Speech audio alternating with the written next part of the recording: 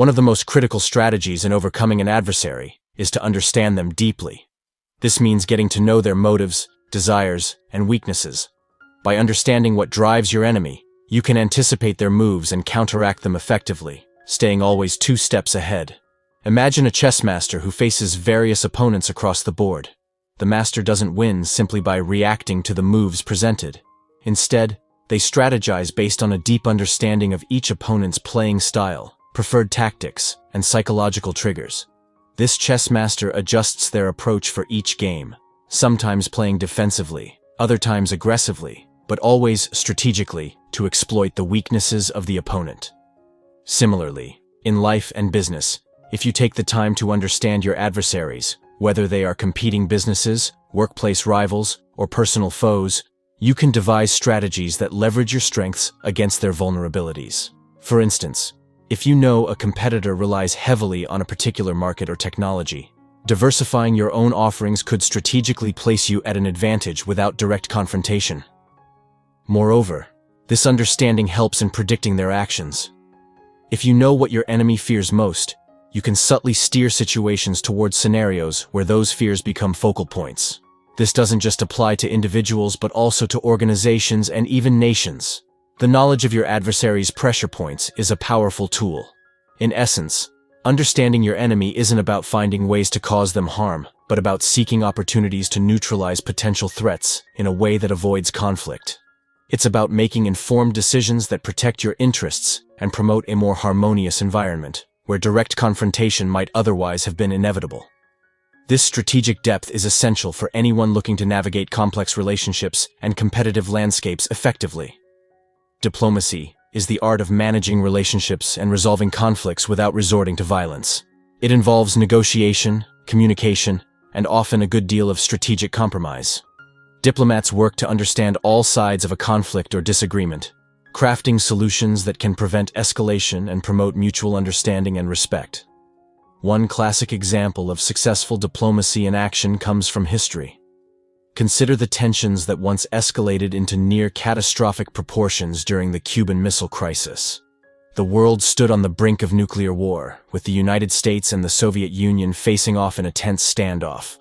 Through careful diplomatic negotiations, led by President John F. Kennedy and his Soviet counterpart, Nikita Khrushchev, a mutually acceptable resolution was reached. Kennedy's ability to communicate effectively, showing both firmness and a willingness to negotiate, played a critical role in de-escalating the situation. The resolution involved the U.S. agreeing secretly to remove missiles from Turkey at a later date, while the Soviets withdrew their missiles from Cuba. This historical incident highlights how diplomacy can be used to resolve issues that seem insurmountable, and how it can prevent conflict through careful, strategic communication and negotiation. The skills required in diplomacy, patience, understanding different perspectives, clear communication, and the ability to propose solutions that acknowledge the needs of all parties, are invaluable not only in international relations, but also in personal and professional life. By applying diplomatic strategies, individuals and leaders can transform potentially volatile situations into peaceful outcomes. It teaches us the power of dialogue over dispute and collaboration over confrontation. In any situation where interests conflict, diplomacy provides a framework for peaceful resolution that can lead to more stable and beneficial relationships for all involved parties. Transforming competition into collaboration is not just a noble goal. It's a practical strategy that can lead to greater success and innovation. In many cases, what starts as a rivalry can evolve into a partnership that benefits all involved parties. This shift from adversarial to cooperative interactions is particularly evident in the business and technology sectors, where companies often discover that joining forces can lead to better outcomes than battling each other. For example, consider the tech giants who once battled fiercely for market dominance, but later found strategic reasons to collaborate. These partnerships, often between companies that were once direct competitors, have led to the development of new technologies and solutions that neither could have achieved alone. By sharing resources, knowledge, and technology, these companies have managed to create new value for their customers and stakeholders. This approach can be applied in various contexts.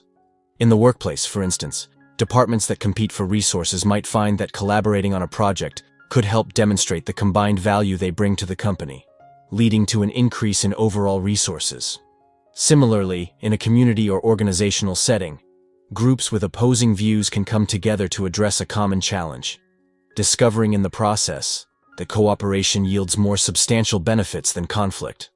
Creating these win-win situations requires openness, communication, and sometimes a mediator who can help align goals and interests. The key is to focus on mutual benefits and shared success rather than individual victories. This mindset shift isn't always easy, but it's often necessary for long-term success and sustainability. By encouraging collaboration over competition, we not only foster a more inclusive environment but also unlock potential that could remain untapped in a purely competitive atmosphere. This strategy not only mitigates conflict but also enhances creativity and innovation, proving that sometimes the best way to defeat an enemy is to make them your ally. Psychological warfare is a subtle yet powerful tool in the art of winning without physical confrontation. By employing strategies such as misinformation, disruption, and influence operations, one can destabilize and demoralize an enemy without ever engaging in direct combat.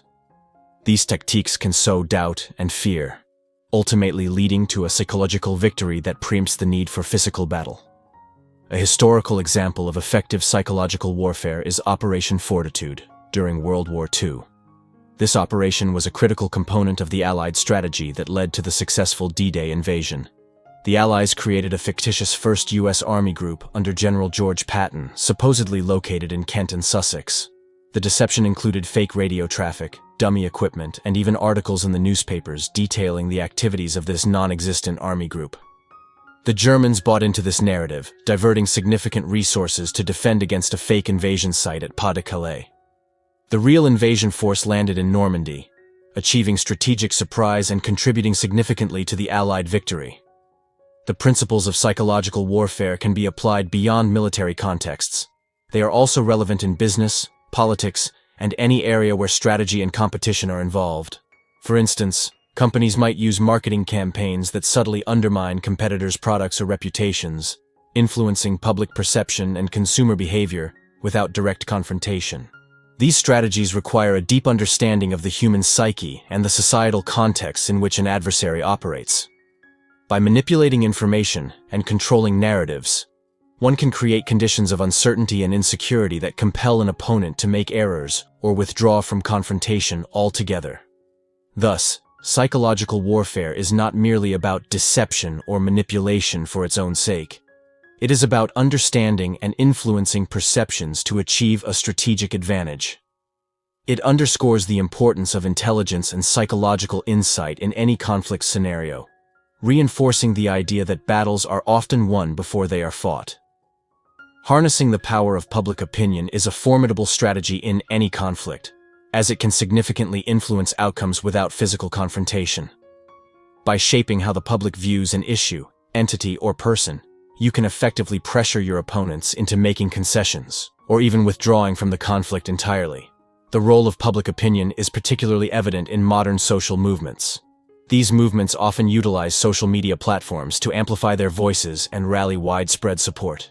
For instance, campaigns for environmental protection, social justice, and political reform have successfully used social media to mobilize public opinion, which in turn pressures governments and corporations to change policies or practices. A powerful example is the global response to climate change. Activists and non-governmental organizations have used social media campaigns to highlight the urgent need for action, leading to public demonstrations and increased media coverage. This amplified public concern has forced political leaders and corporate executives to prioritize sustainability and environmental responsibility in ways that were previously considered unfeasible. In addition to rallies and protests, online petitions, viral videos, and hashtag campaigns are tools that can sway public sentiment and create a sense of urgency, compelling decision-makers to respond. This strategy is not just about making noise. It's about crafting messages that resonate with people's emotions and values, thereby gaining their support and prompting action.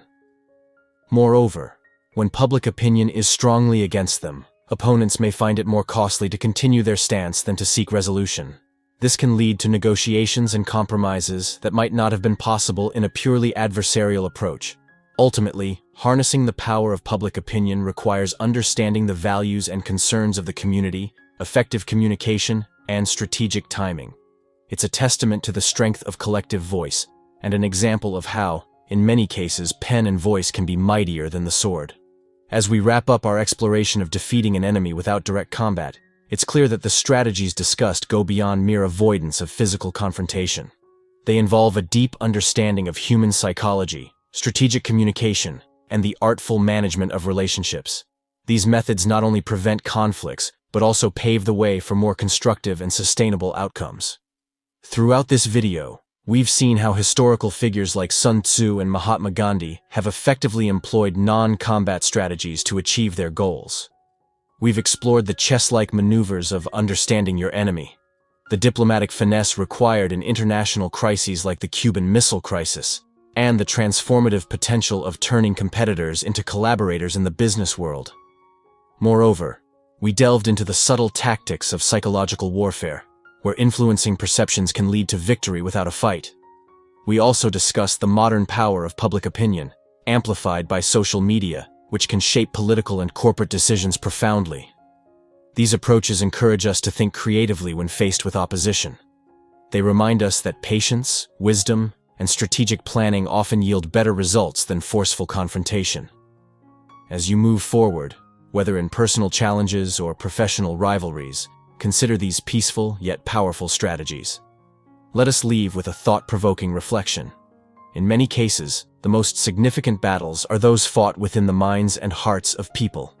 Winning these battles often requires insight, empathy, and foresight, qualities that define not just great leaders, but also wise individuals. So next time you find yourself facing what seems like an insurmountable opponent, remember that sometimes the most effective way to win is not by fighting harder, but by thinking smarter.